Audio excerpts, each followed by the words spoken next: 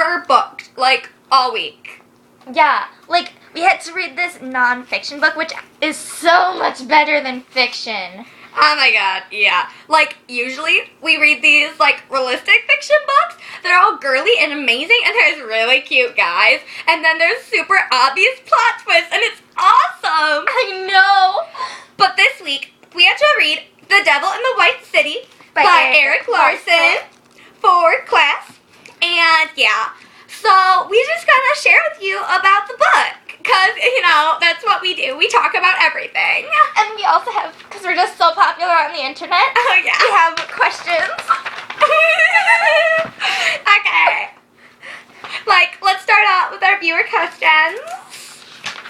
And our first one was, what does the author celebrate or criticize in the culture about which they are writing? Really in-depth, like, super deep. Yes. Yeah. Okay. So, I would say that the author really celebrates, like, America as a whole.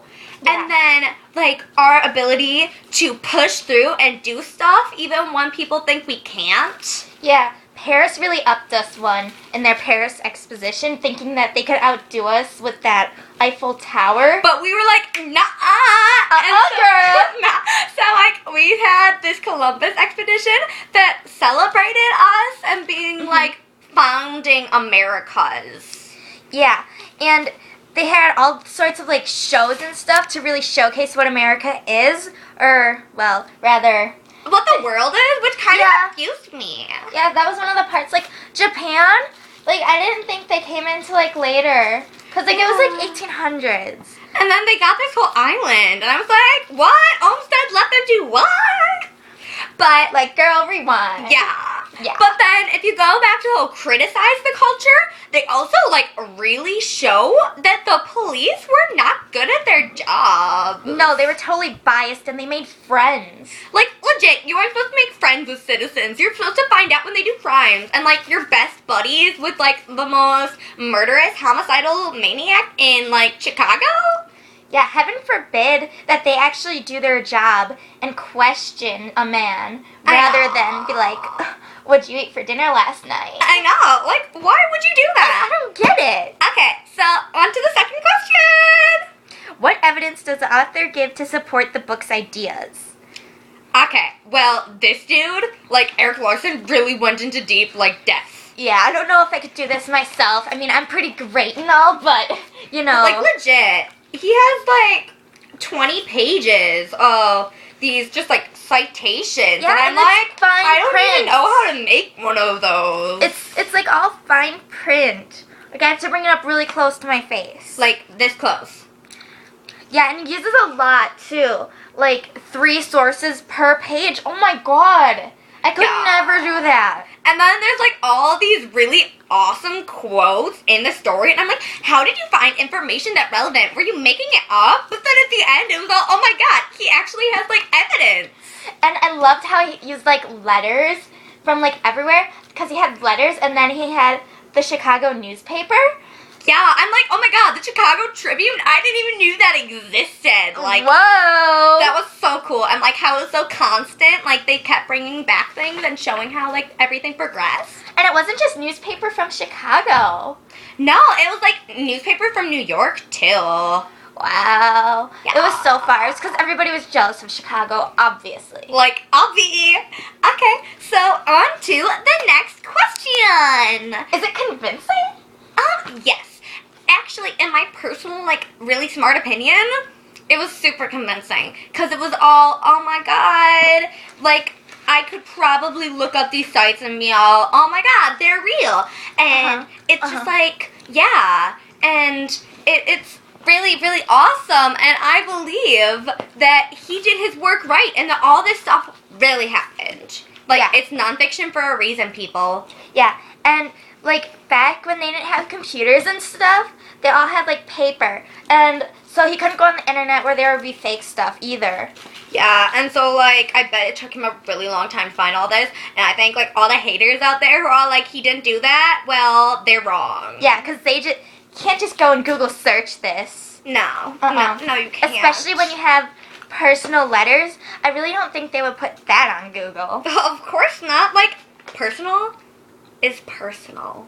Yeah. It's like text messages that you only share between your closest friends. I mean, like, no one can use that against you. Duh. Or like lip gloss. Like, that's Lip gloss that's is- personal. It really is. You need to have that in your inner clique. Yeah. Okay, so on to the next question. What kind of language does the author use? Well, like, I think it's super passionate. Yeah. And it's like from back when the story took place, even though this book was just written like a couple years ago. Yeah. And it's it was like took place like over 100 years ago. And I'm like, that's a long time ago. But they really make But it like sounded like it was just from there. Yeah, and it also sounded like it was a book. Not like just facts, it was a book. Yeah, like fiction. Like it was almost like a girly. Girly book. A girly book about the Chicago expedition and mass murder. That just made it so much easier to read. Yeah, like it just made it so interesting. And I'm like, wow, dude, you're awesome, Erik Larson. Yeah. Like, how long did you spend on this? Like, Yeah, your entire it life? didn't feel like I was in social studies. No. No, it was like I was in English class. I mean, Yeah. I would so much rather be in English class. Yeah! Okay, so the last question we have is, drum roll please.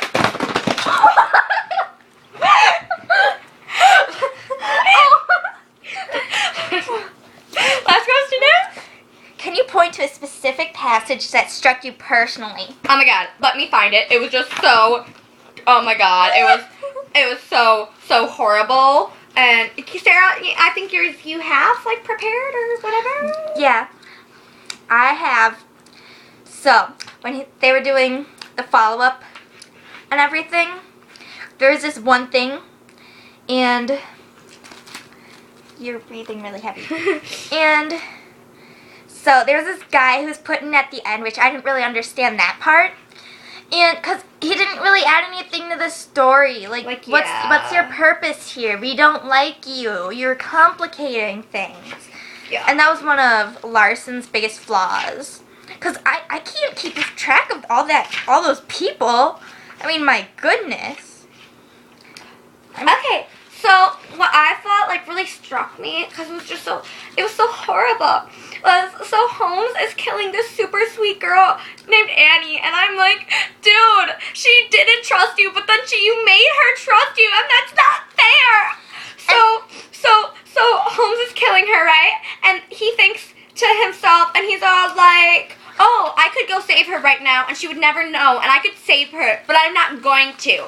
And then, oh my god, this is like disgusting. Okay, it's so horrible. He's just like, he had to concentrate to hear the sobs from within. The airtight fittings, the iron walls, and the mineral wool insulation deadened most of the sound, but he had found with experience that if he listened to the gas pipe, he heard everything more clearly. This was the time he most craved. It brought him a period of ill sexual release that seemed to last for hours, even though in fact